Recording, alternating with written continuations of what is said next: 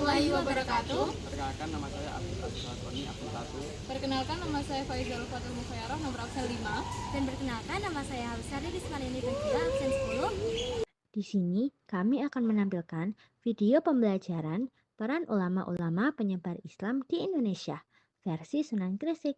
Selamat menonton. 1. Sunan Gresik, Maulana Malik Ibrahim atau yang lebih dikenal dengan sebutan Sunan Gresik merupakan tokoh yang pertama kali dipeta sebagai penyebar ajaran Islam di tanah Jawa. Diperkirakan Maulana Malik Ibrahim datang ke Gresik pada kurun waktu 1404 Masehi. Maulana Malik Ibrahim adalah seorang ulama yang berasal dari Arab. Tidak terdapat bukti sejarah yang meyakinkan mengenai nasab dan asal keturunan Maulana Malik Ibrahim. Namun masyarakat pada umumnya menyepakati bahwa ia bukanlah orang yang Jawa asli. Ia juga disebut dengan julukan Syekh Maghribi yang kemungkinan mengisyaratkan asal keturunannya, yakni wilayah Arab Maghribi di Afrika Utara. Pernah dakwah Maulana Malik Ibrahim dilakukan di Gresik hingga wafat pada tahun 1419 Masehi. Kerajaan yang berkuasa pada saat era dakwah Maulana Malik Ibrahim adalah kerajaan Majapahit, yang kebanyakan masyarakat masih menganut ajaran Hindu atau Buddha, mengikuti agama dari raja yang saat itu berkuasa. Kondisi keberagamaan masyarakat Gresik waktu itu sudah terbelah, karena tidak ada yang menganut Islam, tapi masih banyak menganut agama Hindu. Bahkan masih ada yang tidak menganut agama apapun sama sekali.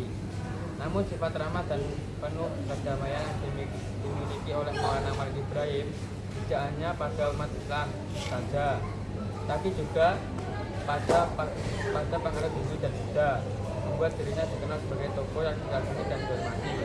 Kelembutan yang ada dalam dirinya itulah yang menarik dari penduduk setempat. Secara sukarela masuk agama Islam dan menjadi pengikutnya. Apalagi dalam ajaran Islam tidak mengenal kastanisasi sebagaimana ajaran Hindu sebelumnya. Pada ajaran Hindu terdapat sistem kasta, yaitu pengelompokan atau penggolongan manusia berdasarkan golongan tertentu, yaitu kasta paling tinggi adalah kasta Brahmana, yaitu golongan tokoh agama, pendeta, dan rohaniawan yang bekerja di bidang spiritual. Kasta yang kedua adalah ksatria, yaitu golongan bangsawan, para kepala, dan anggota lembaga pemerintahan. Kasta ketiga adalah waisya, yaitu para pekerja di sektor ekonomi seperti pedagang. Dan yang keempat, kasta sudra, yaitu para pekerja yang bertugas untuk membantu dan melayani para kasta di atasnya. Dari keempat kasta tersebut, kasta sudralah yang merupakan kasta yang paling banyak dijumpai di Gresik. Kasta ini terdiri dari rakyat jelata, orang miskin, orang-orang yang tertindas, dan orang-orang yang kurang pandai. Pada umumnya, mereka adalah pekerja kasar di sektor informal yang tidak diizinkan untuk bergaul dan menikah dengan orang yang berlainan kasta. Hal tersebut menjadikan Maulana Malik Ibrahim tergerak untuk melakukan perbaikan, karena dalam ajaran Islam, pengelompokan manusia berdasarkan kasta merupakan kerusakan moral dan tidak sesuai dengan ajaran Islam, di mana tidak ada yang membedakan derajat satu orang dengan orang lain, melainkan ketakwaannya kepada Allah Subhanahu wa Ta'ala. Namun, demikian untuk merubah dari sistem kastanisasi kepada non-kastanisasi seperti ajaran Islam bukanlah hal yang mudah. Yang dilakukan Maulana Malik Ibrahim adalah melakukan pendekatan kepada masyarakat melalui pergaulan.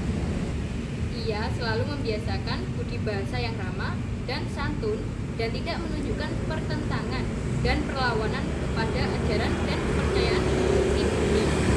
Ia memperlihatkan keindahan dan kemuliaan yang dibawa oleh ajaran Islam, sehingga berkat keramahan, tamahan, dan kehalusan budi pekertinya, banyak masyarakat pribumi yang kemudian menganut ajaran Islam. Pada mulanya, Maulana Malik Ibrahim berdakwah di kalangan orang-orang yang tersisih karena perbedaan kasta tersebut. Ia memperkenalkan Islam melalui adab dan perilaku maupun informasi yang ia sampaikan kepada masyarakat, sehingga sering terjadi kajian yang panjang dan mengasyikkan. Kemudian, setelah berhasil memikat hati masyarakat, Maulana Malik Ibrahim menempuh cara dakwah. Aktivitas niaga ini membawanya mengenal semakin banyak orang dan masyarakat yang lebih luas, khususnya orang-orang kerajaan Majapahit dan para bangsawan yang terlibat dalam transaksi perniagaan dengannya. Setelah aktivitas perniagaan dan dakwah kepada para bangsawan ini berjalan lancar, Maulana Malik Ibrahim pergi ke Trowulan, ibu kota kerajaan Majapahit, untuk bertemu raja.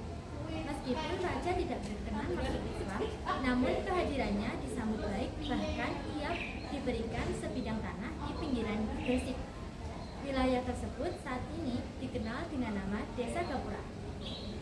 Kemudian, setelah mendapatkan tanah dan izin dari raja untuk mengembangkan syair Islam, Maulana Malik Ibrahim lalu menyiapkan kader dengan mendirikan dan membuka pondok pesantren. Pesantren adalah sebuah lembaga yang dipergunakan untuk mendidik dan menyiapkan pemuka-pemuka agama selanjutnya. Dan setelah selesai membangun pondok pesantren di Desa Leran pada tahun 1419 Masehi, Syekh Maulana Malik Ibrahim pun wafat dan dimakamkan di Desa Gapura, Gresik, Jawa Timur. Oleh karena itulah, ia juga disebut sebagai Sunan Gresik. Di antara peninggalan-peninggalan Sunan Gresik adalah percampuran, asimilasi, dan akulturasi budaya.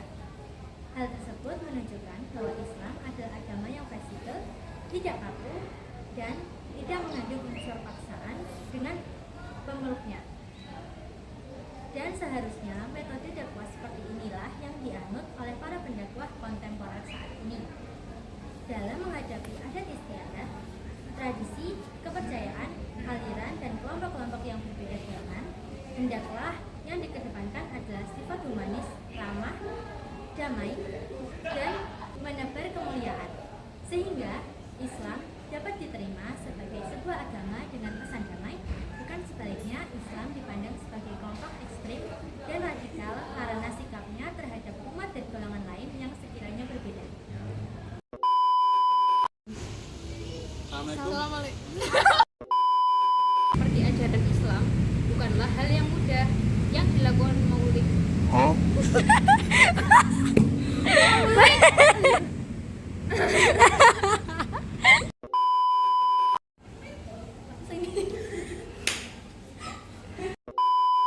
Membawanya mengenal semakin ulanglah. Aduh. Okay. Oh, wow.